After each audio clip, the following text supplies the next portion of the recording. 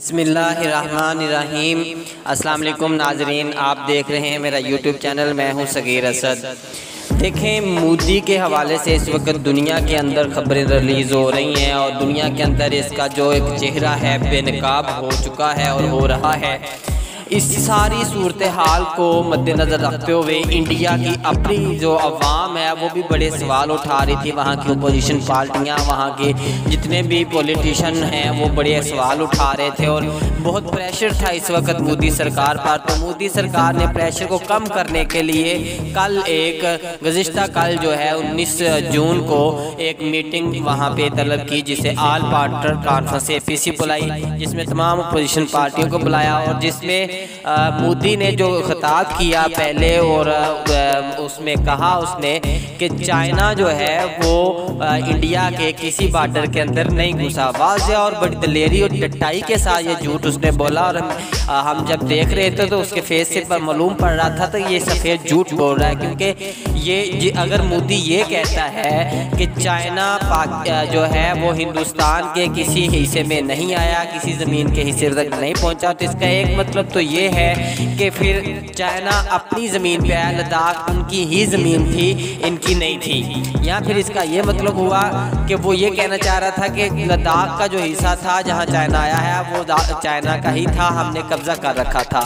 अगर इन दोनों सूरतों में ये चीज़ें नहीं हैं जो वो डटाई के साथ झूठ बोल रहे हैं या फिर कोई और पस मंज़र है, तो फिर ये एक इस सदी का सबसे बड़ा लतीफ़ा तो हो सकता है लेकिन सच्चाई नहीं हो सकती। लेकिन जब इसने ये अपना पूरा बयान किया वहाँ APC में, तो APC में अपोजिशन पार्टियों ने बड़े सवाल उठाए, ख़ास तौर पर कांग्रेस की जो मरकज़ी सोनिया गांधी और दीगर लीडरशिप थी, उन्होंने सवाल उठाए कि पहले तो हमें ये बताया जाए कि ये जो लद्दाख इशू हुआ है इस वक्त जो दुनिया देख रही है, दुनिया में इसका शोर है, ये बताया जाए ये इशू है क्या, डिटेल क्या है, हमें नहीं पता, हमसे छुपाया जा रहा है, वहाँ क्या हुआ है। फिर ये बताया जाए कि एग्जैक्ट हमारे कितने लोग वहाँ पे मारे गए। फिर ये बताया जाए कि हमारे कितने लोग जो है वो बंदी बनाए गए हैं चाइना के पास, जिनमें से कल जो है कुछ मुज़ाकरात के बाद 10 के करीब उन्होंने चाइना ने इनको वापस भी किए हैं। अच्छा, फिर उन्होंने मज़ीद क्वेश्चन किए जो बड़े ही हार्ड थे, सख्त सवाल थे मोदी सरकार पे। तो मोदी सरकार अपोजिशन के सवालों के सामने भी हुई लाजवाब, उनको सवालों के जवाब ना दे सकी और परेशानी का मामला उन्होंने दिखाया। एक और चीज़ उन्होंने की, जो APC बुलाई वहाँ उन्होंने तमाम अपोजिशन पार्टियों को बुलाया जिनके साथ उनका कोई तल्लुक था नहीं था, सबको बुलाया ताकि कुछ प्रेशर कम हो सके। लेकिन उन्होंने हिंदुस्तान के अंदर जो मुसलमानों की एक बड़ी जमात है जिसके मरकज़ी लीडर हैं अवैसुद्दीन, उनको नहीं बुलाया, उनको दावत नहीं दी और दावत ना देकर वैसी साहब को ये साबित किया दुनिया के अंदर कि क़ायद-ए-आज़म का जो नज़रिया था, दो कौमी नज़रिया, वो सच्चा था और हक़ाइक़ पर मबनी था। क़ायद-ए-आज़म ने कहा था कि जब हिंदू के साथ मुसलमान रहेंगे तो हिंदू जो है वो मुसलमानों पर जुल्म जबर करेंगे और इसलिए दो कौमें इकट्ठी नहीं रह सकती। तो उन्होंने दो कौमी नज़रिए पर ही पाकिस्तान बनाया था।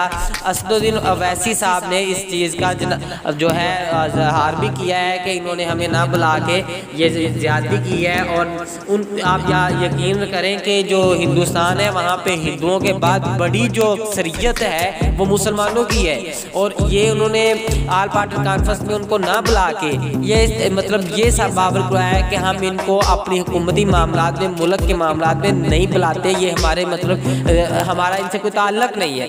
तो ये देखिए, ये एक बहुत वाज़ेह इस हालात में भी इसका जो माइंड सेट है, हिंदुत्व नज़रिया है, वो इसके माइंड से नहीं निकला। तो ये है इसका अपना एक जो मामला। और दूसरी बात, जो आज सुबह से इनका मीडिया बड़ा शोर कर रहा है और पहले भी ये जिसके बेस पे सारा कुछ कर रहे थे और ये जंग लड़ने का प्लान कर रहे थे और जो इस पे दनाते फिर रहे थे अमेरिका, अभी भी वो कह रहे हैं जी अमेरिका ने कल जनाब चाइना को बहुत बड़ी वार्निंग दी है, लास्ट वार्निंग दे दी है और अमेरिकी कौमियों जो है उन्होंने चाइना को कहा है कि अगर तुम बाज ना आए तो हमें और भी रास्ते आते हैं। तो ये मतलब एक हमें तो मजाक लगता है और दुनिया अब इस चीज़ को समझती है मजाक के अलावा और कुछ नहीं है। तो ये इंडियन मीडिया इस वक्त बहुत शोर कर रहा है इस पर। दूसरी बात, इंडिया के अंदर एक मुहिम चल रही है, कैंपेन चल रही है चाइना की प्रोडक्ट का बाइकआउट किया जाए। और उस हवाले से इन्होंने कैप वहाँ पे बहुत बड़ी तादाद में जो है कैप तकसीम की जा रही है, सरों पे लोग पहने और उसके ऊपर लिखा हुआ है बाइकआउट चाइना। इसी तरह टी शर्ट यूज़ की जा रही हैं। और मैं आपको हैरत करने वाली बात बताऊं कि जो टी शर्ट और कैप पहनी जा रही है बतौर एहतजाज प्रोटेस्ट के चाइना के साथ किया जाए, बाइकआउट किया जाए, वो भी चाइना से मंगवाई जा रही है, वो भी इनको चाइना प्रोवाइड कर रहा है। आप अंदाज़ा करें। फिर ये चाइना के टीवी, चाइना की एलईडी, चाइना के प्रोडक्ट को वहाँ पे तोड़ रहे हैं, आग लगा रहे हैं, छतों से गिरा रहे हैं। तो कितनी पागल कौम है कि ये वो चीज़ें तोड़ रहे हैं जिनका वो ऑलरेडी पे कर चुके हैं चाइना को।